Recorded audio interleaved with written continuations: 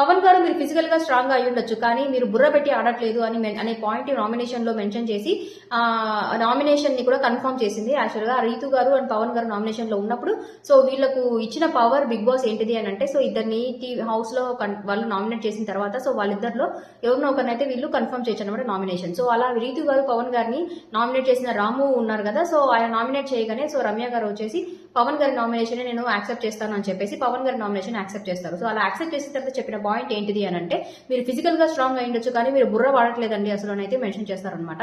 So అక్కడ కూడా actual గా పవన్ గారు అంటారు, మీరు ఏ విషయమో చెప్పొచ్చు కదా అంటే కూడా మీ ఒక విషయం కాదు అన్ని విషయాలు మీరు అలాగే ఆడుతున్నారని చెప్పి వదిలేస్తారనమాట. సో ఆ తర్వాత యాక్చువల్ గా ఏం జరుగుతుందనంటే, లైక్ ఆవిడ చెప్పే విషయం ఏంటిది అంటే, సో రీతు గారు గేమ్ ఆడుతున్నారు కానీ ఆవిడ క్లియర్ కట్ గా క్లారిటీగా ఆడుతున్నారు. సో నెక్స్ట్ ఏంటి అనే క్లారిటీ ఆవిడకు ఉంది, కానీ నువ్వు ఆవిడ ఇదిలో పడిపోయి నువ్వు నీ గేమ్ స్పాయిల్ చేసుకుంటున్నావు అనే ఉద్దేశంతో నేను నామినేట్ చేశాను అనే విధంగా అయితే ఆవిడ కొంచెం క్లారిటీ ఇస్తారనమాట. అట్లీస్ట్ ఈ క్లారిటీ ఇచ్చిన తర్వాత పవన్ కొంచెమైనా అర్థం చేసుకుని గేమ్ ని మంచిగా ఆడతారేమో అని మనం చూద్దాం. సో మీరు ఈ నామినేషన్ పాయింట్ ఏదైతే రమ్య మోక్ష గారు మెన్షన్ చేశారో పవన్ గారి మీద మీరు యాక్సెప్ట్ చేస్తారా, లేకుంటే ఆవిడ ఏదో ప్రీవియస్ గా సంథింగ్ ఏదైనా డిస్టర్బెన్స్ ఉండడం గానో కానీ ఏదో కొంచెం విషయం మనసులో పెట్టుకుని ఆవిడ పవన్ గారి నామినేషన్ లో పెట్టినట్టు మీకు అనిపించిందా? సో మీ ఒపీనియన్ ఏంటో కూడా కమెంట్స్ లో మెన్షన్ చేయండి.